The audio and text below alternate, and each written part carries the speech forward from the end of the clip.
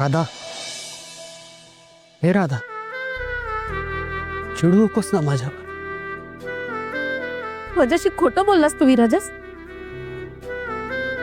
Sorry Radha, मला नव्हतं खोटं बोलायचं तुझ्याशी.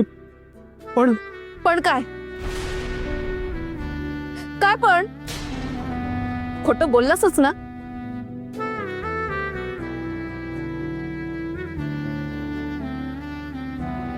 ऐक ना राधा,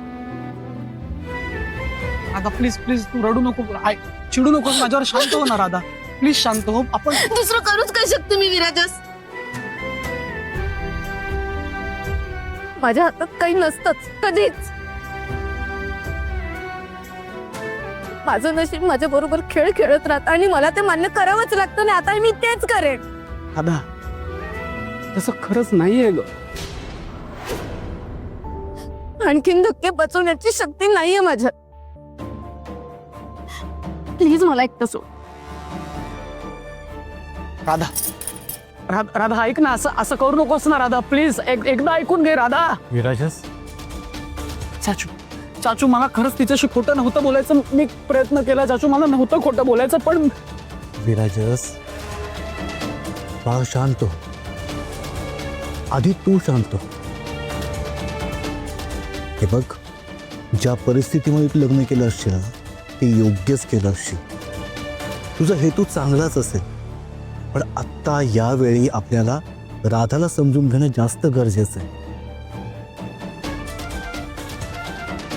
अरे ती पोर बिचारी एकामागोमाग एक धक्के नाही सहन करू शकत. आधी तू तिला समजून घे आणि समजावून सांग.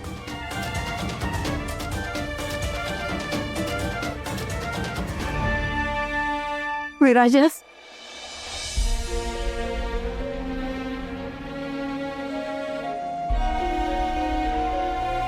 विराजस, अरे काय केलंस तू हे? मला तुझ्या मनात आमचा विचार. आई, मला अजिबात बोलायचं नाहीये काही. असं कसं बोलायचं नाही रे.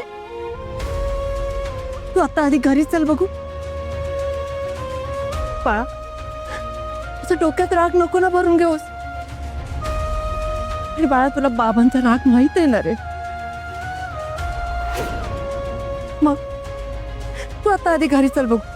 आपण शांतपणे बोलू. आई, मी घरी येणार नाही अजिबात. सोड ना हट्ट. मी हट्ट सोडणार नाही आई. हे बघ, त्यांच्यामुळे मी खोटा ठरलोय. त्यांच्या वागण्यामुळे मला माझी ओळख लपवून ठेवावी लागली. मी घरी येणार नाही. मला हे नाही पटत. नेहमीच आहे, मला नाही यायचंय घरी. ऐक ना बाळा, नको ना असं बोलूस. कसं असतं ना बाळा, कधी कधी तुम्हा मुलांना आपलं बरं वाईट नाही कळत रे.